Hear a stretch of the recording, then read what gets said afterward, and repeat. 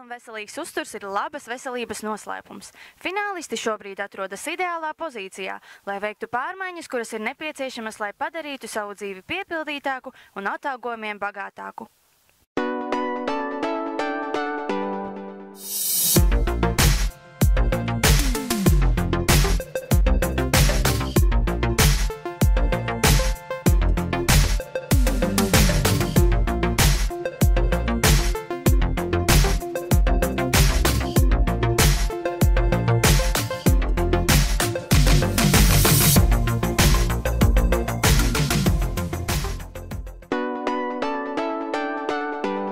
Mēs varētu atrasties, ja ne pie Olimpiskā centra, ko būvē projekta Miss un Misters Rēzekne ģenerālsponsors Sijā Latgalija.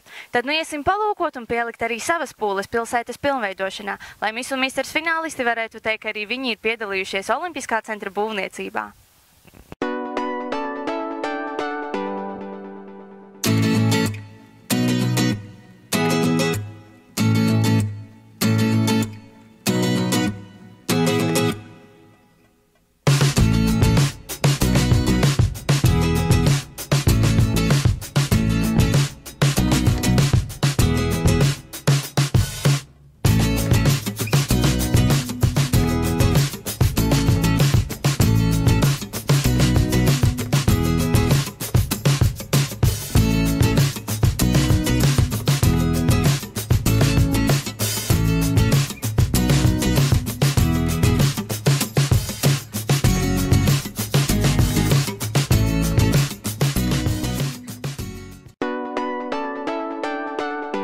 Kopā ir Sijā Latgalija valdes priekšsēdētājs Mihāls Bartaševičs, un mēs vēlētos viņam uzdot pāris jautājumus. Nosauciet, kādas ir pēdējā laika ievērojamākās celtnes, ko ir būvējusi Sijā Latgalija? За 25 лет стажа фирма «Латгалия» построила множество объектов интересных и трудных, и сложных, и как для работников, так и для нас, для руководства. Это и офис лесничества, и это и сети, наружные сети в разных поселках Разгненского Новода. Это и многоквартирный дом на Масквус 20, это и вот сегодняшний объект тоже очень интересный и заставляет приложить много усилий для того, чтобы достичь красоту. На самом деле здесь будет красивый объект, спортивный центр с гостиничными номерами, бассейном, раздевалками, душевыми.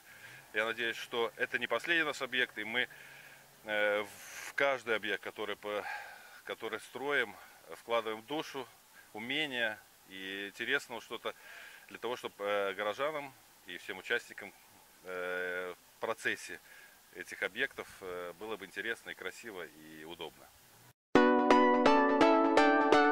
Kādi vēl projekti, neskaitot Olimpisko centru, šobrīd top? На сегодняшний день мы участвуем в строительстве Дома культуры в Вилянах. И уже заканчивается, и там опять же будет очень красивый и удобный для жителей Вилян помещение для всех мероприятий. Также мы заканчиваем реконструкцию Разокненской больницы, последний этап, с удобным помещением, красивыми, светлыми. Nosauciet lūdzu trīs īpašības, kas piemīt uzņēmumam, ar ko tas ir atpazīstams. Ну, это прежде всего надежность, качество и сроки строительства. Kā jūs domājat, kāda izskatīsies Rēzekne pēc 10 gadiem? Но уже на сегодняшний день можно смотреть, если брать предыдущие 5 лет, то Рēzekne изменилась уже на 100%. А на будущее, но я думаю, что не только культурным мероприятиям мы будем выдавать какое-то направление, но и также на спорт. Я думаю, что мы достроим, молодежь получит спортивные комплексы к культурным комплексам. Dosimies iekšā topošajā Olimpiskajā centrā un palūkosimies, kā norit būvniecība. Ar mums kopā ir Sijā Latgalija būvdarbu vadītājs Dmitrijs Skačkovs. Ar ko šī ēka atšķirās no citām Sijā Latgalija būvētajām ēkām? В последнее время большое внимание уделяется сохранению энергоресурсов. И это здание будет характеризоваться как раз своими особенностями в том, что утепляются несущие конструкции стен, крыши, фундаментов и так далее для увеличения энергосбережения. Kad tiek plānots pabeigt būvdarbus šajā ēkā? Согласно договора, мы должны закончить это здание в конце этого года, начале следующего.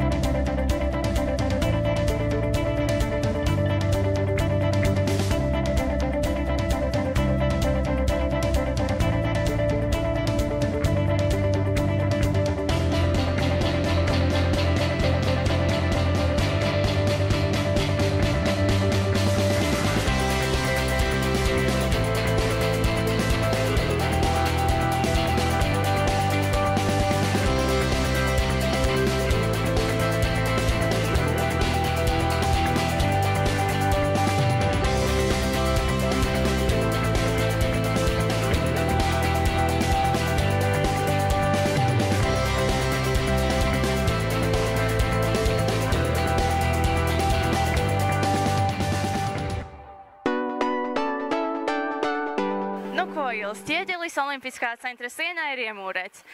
Kā tev šķita, vai piedalīties būvniecības procesā ir sarežģīti? Mans pirmais ķieģelis ir iemūrēts. Man prieks, ka bija tāda iespēja pielikt savu roku Olimpiskā centra celtniecībā. Un par laimi man palīdzēja, tāpēc tik sarežģīti tas nebija. Bet adrenalīns bija kāpjot tur augšā, jo tā nedaudz šūpojās un bija bailīgi. Bet forši. Vadim, vai tev ir bijušas kādas priekšzināšanas būvniecībā un varbūt tu pats esi piedalījies būvniecībā pirms tam? Man ir bijušas priekšzināšanās, bet es personīgi pats nekā to nebiju darījis iepriekš, tā kā šitā bija ļoti laba pieredze priekš manis. Paldies Vadimam! Cik gadus jau strādājat šajā jomā un vai priekšnieki ir prasīgi? Работаю я уже в этой сфере около 10 лет, конкретно в этой фирме. Начальство, да, требовательно, но как этого требуют сейчас современные технологии и по законам, по всем строительным, чтобы все было качественно и быстро, в сроки. Paldies!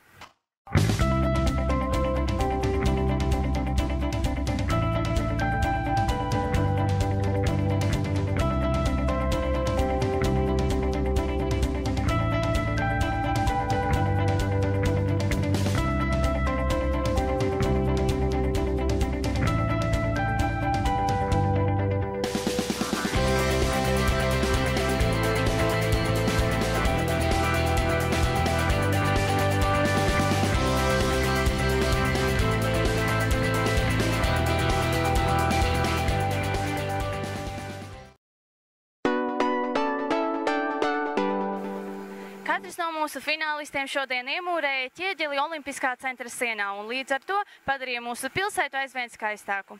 Liels paldies Sijā Latgalija un tiekamies jau nākamajā sērijā!